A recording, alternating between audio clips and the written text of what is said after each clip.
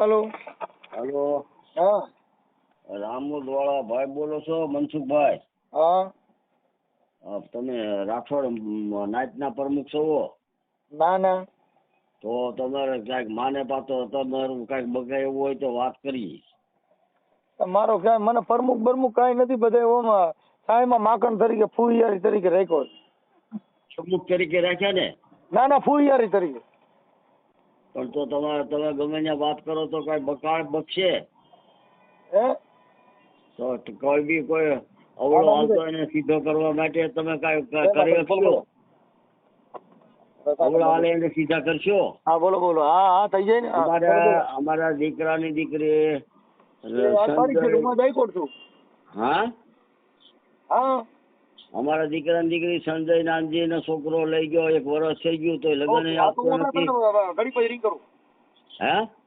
હા બોલો બોલો બાપા. હું તમારો શું પ્રોબ્લેમ છે? 1 વર્ષ થી લઈ ગયો છે તો અમે એમ કહીએ કે કાયદેસર લગ્ન નોંધણી વગર આપણે આધાર શું કે લગ્ન નથી કરવાનું તારે થાય ઈ કરી, એનું શું કરવું?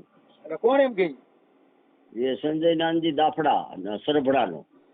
સરભડાનો? હા. સંજય નાનજી દાફડા?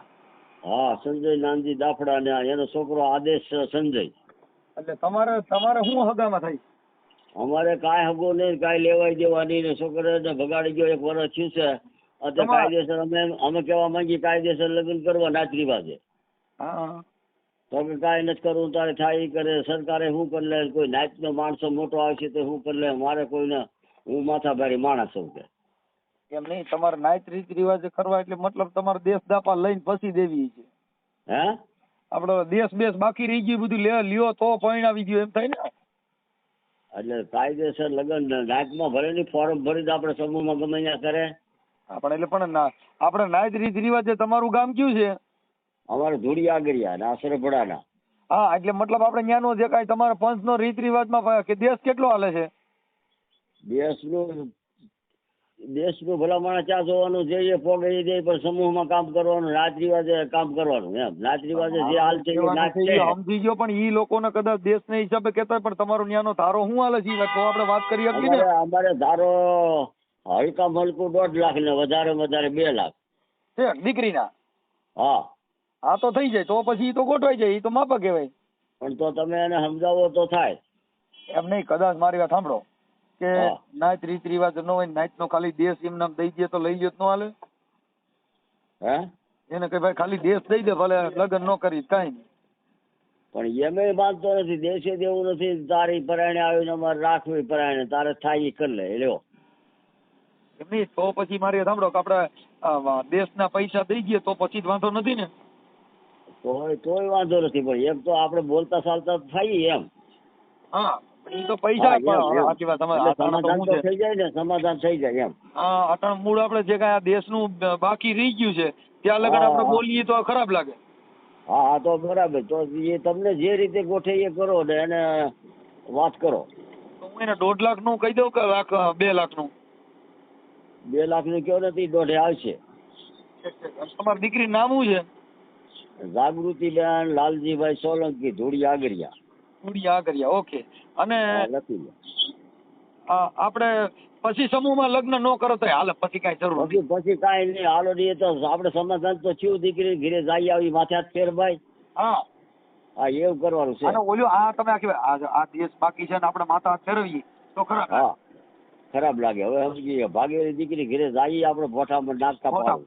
અને આ શું છે દેશ જે આપણે નાઈટ નો હાલતો હોય, મારી વાત સાંભળો, પછી 2 લાખ રૂપિયા હાલો હું દેશ નો કહી દઉં, પછી આપણે દાડી દાદાનો દાખલો ને ઈ કઈ દાદી દાદા દાખલો, કાકા મામા દાખલો જે આપે એ. હા, ઈ પછી 2 લાખ માથા લેવાના કે ઈ આની ભેગા જ આવી ગયા? એક કાકા મામા વાળો આવે, બીજું કોઈ વસ્તુ આપણે એમાં ભેગું આવી જાય. બરાબર. એટલે એ 2 લાખમાં પોટલું? હા, એમાં બધું આવી જાય. હા, ઓકે. અને 2 લાખ રૂપિયા દેશ દાખલો બારો, પછી હિંચકાવાનું કઈક આપણે વળાવવાનું ઈ કઈ? એ કાંઈ નહીં. પછી 2 લાખ આવી જાય પછી એમાં બધું તમામ વસ્તુ આવી ગઈ. કાકા મામા નો એક જ દાખલો બારો, એ જે પોગે દે. આપણે તમારી દીકરી જે છે ઈ અત્યારે એની ભેગી છે? હા, 1 વર્ષથી ના હારતાય નથી ને ટોહરાય છે. જે પાછા એ 2 બાપ દીકરો દારૂ હોત પીવે. ઈ તો બધું પણ ઈ આ પૈસા દે પછી ભલે ને ભવાય રમાડ પણ તમારે ક્યાં પ્રોબ્લેમ છે?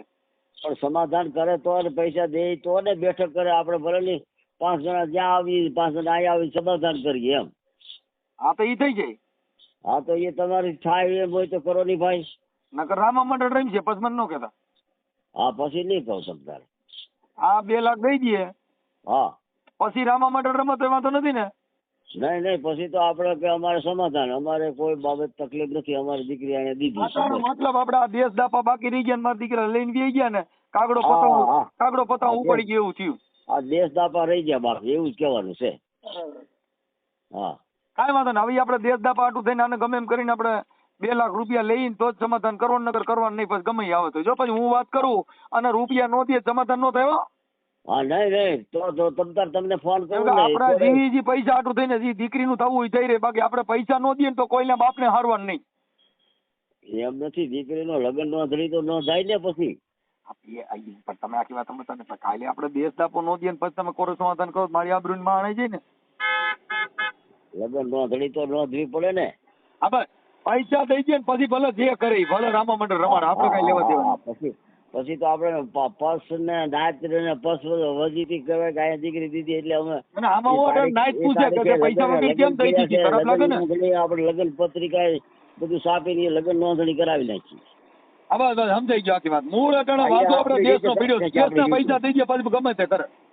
હા બસ હાલો. પણ હવે મને તમારા છોકરીના તમારા ફોટા મોકલો હાલો, એટલે હમણાં દેશ આગળ ગણાઈ દેવો સીધા રોકડ ઢકમ ને હાથે દાગીના.